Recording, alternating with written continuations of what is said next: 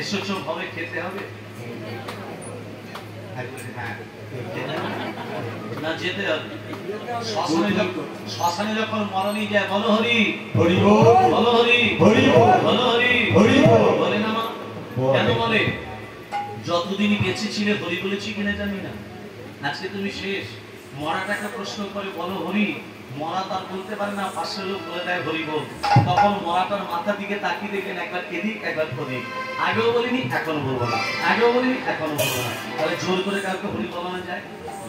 শ্মশানে যখন যাচ্ছে 20 থেকে 25 জন আর শ্মশানে যে পৌঁছে যায় হয়ে যায় 120 জন কি করে হলো খাবার লোভে কি খাবার লোভে জল খাবার লোভে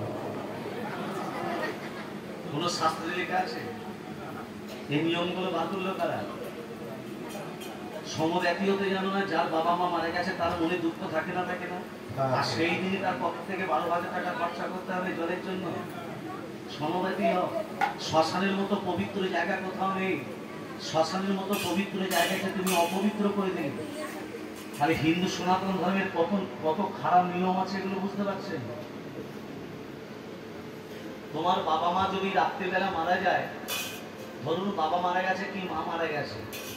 পাড়া প্রতিবেশীকে ডাকতে হয় আমার বাবা মারা গেছে সব সাহায্য করে দেবে সব ডাকতে হবে কিন্তু মুসলিমদের কেউ যদি মারা যায় সোনা মাত্রই ছুটে যায় মাটি দেওয়ার জন্য তাহলে হিন্দু সনাতন ধর্ম কোথায় পড়ে আছে বুঝতে পারছেন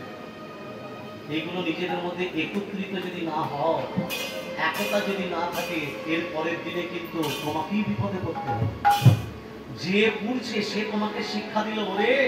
আমি খারাপ কর্ম করেছি আমি এবার পুড়ে ছাই হয়ে যাব তুই বেঁচে আছিস যতদিনই বেঁচে আছিস আমি মরে গেছি ছাই হয়ে যাচ্ছি আমাকে নরকে যেতে হবে তুই বেঁচে আছিস ভালো